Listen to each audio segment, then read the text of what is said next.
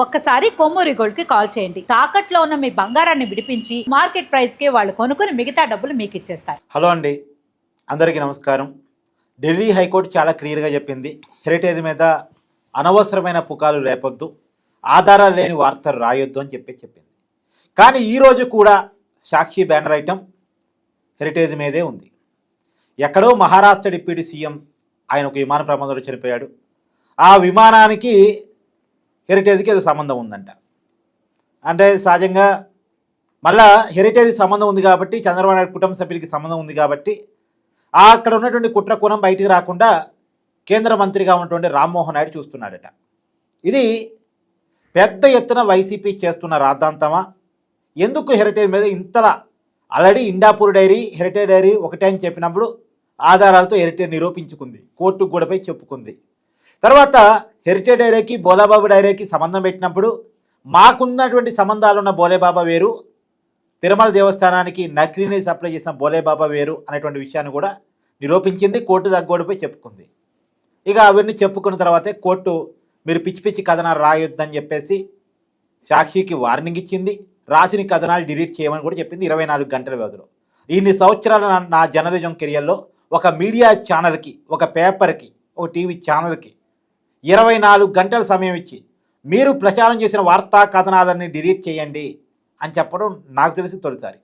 ఏదైనా ఒక లింక్ ఉంటే అది తీసివేయమంటాం, ఇక వార్త రాయొద్దని చెప్పమంటాం సహజంగా జరిగేది.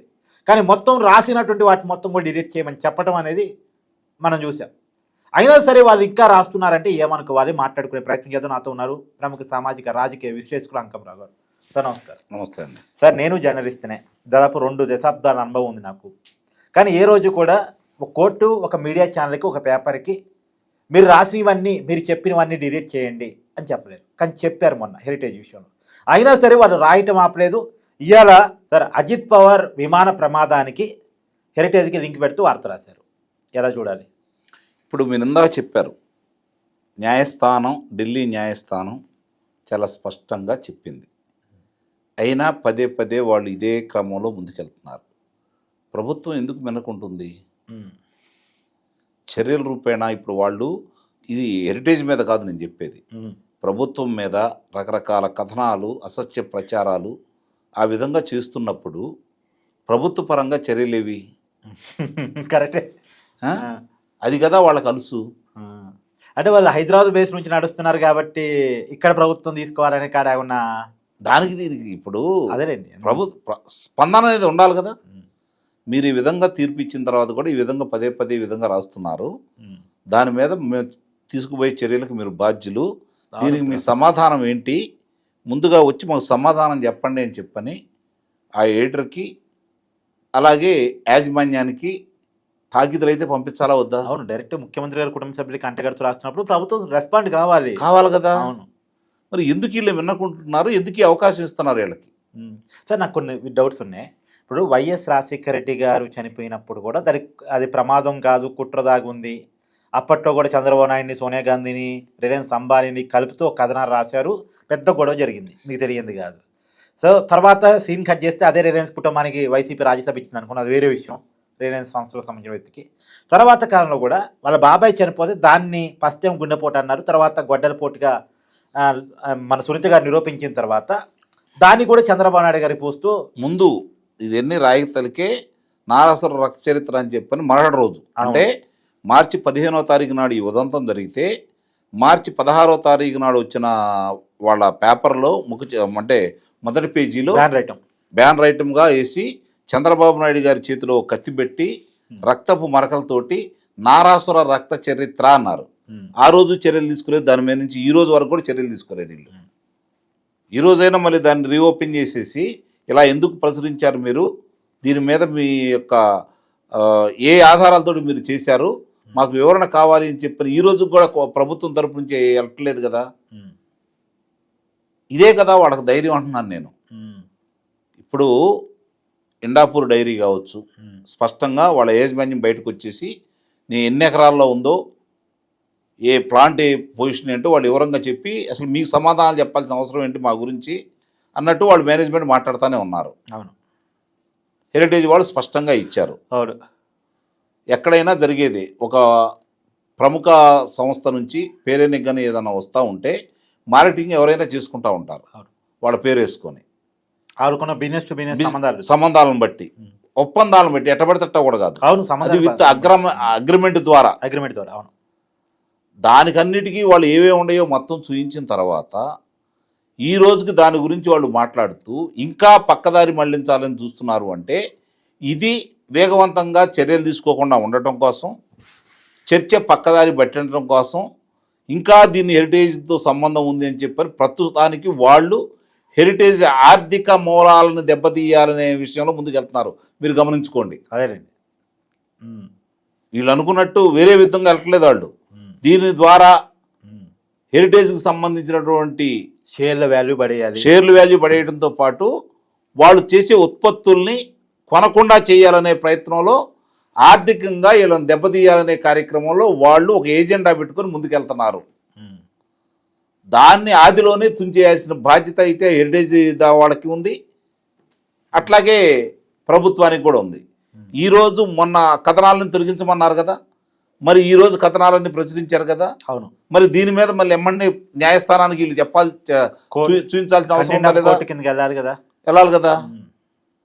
అంటే వాళ్ళు ఒకసారి అంటారు పట్టించుకోరులే, మన పని మనం చేసుకుని వెళ్దాం, మన అడ్డుపడేది ఎవడు, అలవాటైన వ్యవహారమే కదా, ఈయన కొత్త మనకేమన్నా అని చెప్పని వాళ్ళు ఇష్టారీతిగా అయితే ముందుకెళ్తున్నారని అయితే నేనైతే భావిస్తున్నాను. అంత తప్ప వేరే ఏమండి చెప్పండి. ఇక్కడ ఇందాపూర్ కావచ్చు, బోలేబాబా డైరీ కావచ్చు, ఇంత స్పష్టంగా వాళ్ళు చెప్పి ముందుకెళ్తున్న తర్వాత ఈరోజు భారతదేశంలో మామూలుగా ఈరోజు డైరీల్లో నెంబర్ 2 స్థానం ఇండాపూర్ డైరీదే కదా. నెంబర్ 1 స్థానం అమూల్ది, నెంబర్ 2 స్థానం దీంది, ఇండాపూర్ది. మరి అలాంటి సంస్థ చంద్రబాబు నాయుడు గారి బినామీ ఎలా అవుతుంది? హెరిటేజ్ కానీ చాలా పెద్ద డైరీ కదా అది. చంద్రబాబు నాయుడు గారికి బినామీ ఎలా అవుతుంది? ఈరోజు వాళ్ళు పారదర్శకంగా టెండర్ల రూపేణా నందిని వాళ్ళు ఈరోజు కూడా 62% నెయ్యిని నందిని వాళ్ళే సప్లై చేస్తున్నారు కదా. అవును. అలాగే నందిని వాళ్ళకు వచ్చిన ఆర్డర్లో అంత మేము చేయలేమని వదిలేసిన దాంట్లోంచే కదా వీళ్ళు ఇండాపూర్ వాళ్ళకి ఈరోజు తర్వాత 2వ స్థానంలో ఉన్నటువంటి టెండర్ కాబట్టి, క్వాలిఫై అయిన టెండర్ కాబట్టి వీళ్ళకి ఇచ్చింది. అవును, క్వాలిఫై కావటానికి కూడా వాళ్ళకున్న క్రెడిబిలిటీ వాళ్ళకు ఉంది, కొన్ని దశాబ్దాల అనుభవం ఇండాపూర్కి ఉంది. అట్లా కాదు, వాళ్ళ యొక్క సామర్థ్యం, నాణ్యతని దృష్టిలో పెట్టుకొని, టర్నోవర్ని దృష్టిలో పెట్టుకొని టెండర్ నియమ నిబంధనలకు అనుగుణంగానే కదా ముందుకెళ్తుంది. వాళ్ళలాగా చేయలేదుగా, వాళ్ళకి పాల సేకరణ లేనోడికి ఇవ్వలేదు కదా, పైపెచ్చు నిబంధనలు సడలించలేదు కదా. కొత్తగా నిబంధనలు కఠినతరం చేశారు వీళ్ళు. కఠినతరం చేసిన తర్వాత కూడా ఈరోజు మళ్ళీ వాళ్ళు పదే పదే సాక్షి దినపత్రికలో ఆ విధమైన ప్రచారాలు చేస్తూ ఉంటే వీళ్ళు ఏమీ పట్టనట్టు కూర్చుంటా ఉంటే రేపొద్దున ఇంకోటి రాస్తారు. ఇదే సరిపోయిద్దా మీకు? అంటే పడుతుందా దెబ్బ హెరిటేజ్ మీద వీళ్ళు చేస్తున్న ప్రచారం? ఎంతో కొంత పడిద్దండి, పడకుండా ఎట్లా ఉంటుంది? ఎంతో కొంత పడిద్ది, అనుమానమే లేదు. అంటే హెరిటేజ్కి అలవాటు పడ్డవాళ్ళు మానుకుంటారని అయితే నేను అనుకోను. పాలకు కానీ వీటికి కానీ అలవాటు పడ్డాళ్ళు తర్వాత వేరే వేరే ఉత్పత్తుల మీద పడుతున్న 2 షేర్ వాల్యూ మీద పడింది అనుకోండి, పదే గొడవ చేస్తూ ఉంటే ఎంతో కొంత దాని ప్రభావం అయితే పడుతుంది కదా. పొద్దున ఎక్కడో చూసాను సార్, మరి ఎంత విచిత్రం అంటే ఒకడు హెరిటేజ్ పాలు తాగి ఆ డ్రైవరు పైలట్ దోలినట్టున్నాడు, ఫ్లైట్ ఎక్కినట్టున్నాడు, అందుకే ఈ ప్రమాదం జరిగిందని చెప్పేసి రాశారు. ఎంత విషయం కక్కుతున్నారు చూడండి. అవునవును. ఇప్పుడు అక్కడ మహారాష్ట్ర రాజకీయాలకి హెరిటేజ్కి ఏంటి సంబంధం? అంతేగా. 2 వాళ్ళే ఉన్నా యాంటీ ఎన్డీఏ కూటమిలో భాగస్వామి కూడా కదా. అదే కదా. అంటే వాళ్ళు బోడుగుండికి మోకాలికి ముడిపెట్టాలని ప్రయత్నం చేస్తున్నారు.